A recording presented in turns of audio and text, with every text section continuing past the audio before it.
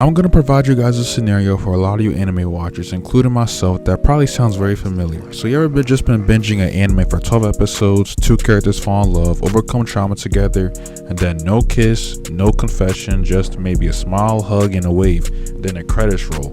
Well, yeah, Japan does that a lot, and we're just going to talk about why they do that exactly. Firstly, one of the main reasons for this is because of the fact that Japanese culture as a whole just prefers love to be shown in a subtle type of way, with emotions being shown more so through action rather than just verbalizing it. For example, you might see a character share an umbrella, cook for someone, or even one of the most common things you'll see in a romance anime, wait at a train station. These quiet actions are essentially the confession instead of saying I love you.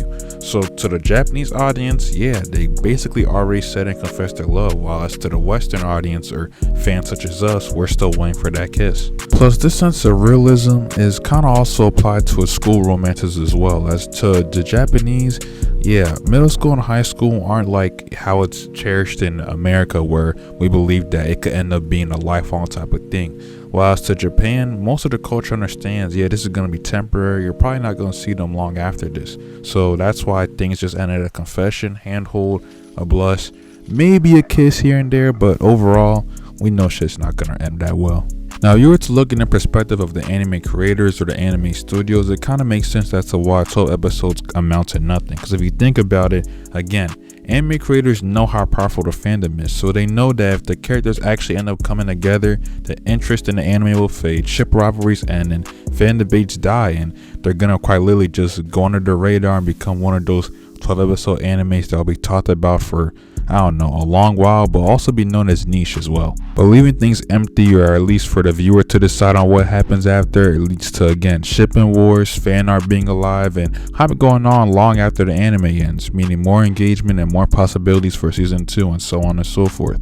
And speaking of fans, I'm pretty sure we now know, due to cancel culture, that fans have a lot of say-so into what goes on in the industry in terms of animation and live action stuff. So again, once you make a couple in the anime canon, you're gonna quite literally divide the audience into those who like it and those who want that shit to be over with. So again, they'd rather avoid backlash and pick the wrong pairing and destroy half their fan base and also get slaughtered on Twitter, because not all people have enough confidence for that, including myself.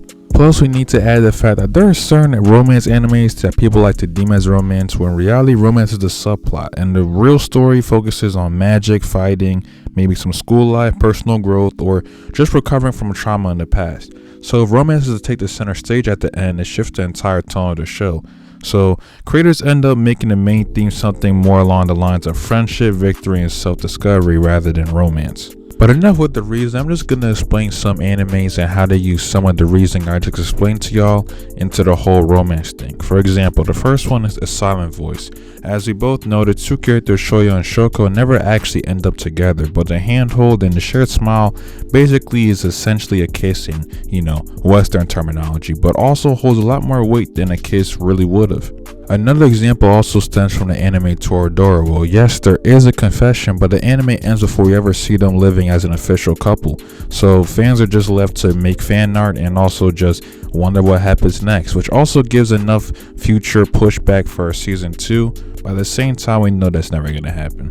My last in-anime example to explain basically what I just said in the video is Clannad, as the moment Tomoya actually confesses and accepts Nagisa basically is the relationship, even before the marriage and kiss later unfold in the story.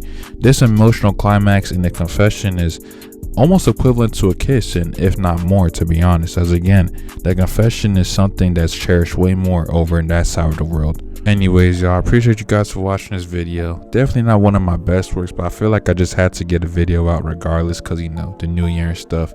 Anyways, hope you guys are tuning into the new anime going on right now, because we got hella Sentenced to Be a Hero, JJK season 3, Hell's Paradise season 2, Fire Horse season 3, and just a lot more. But anyways, hope you guys stay safe, enjoy the plethora. Hope God blesses you as he's been blessing me, and appreciate y'all for watching, bro.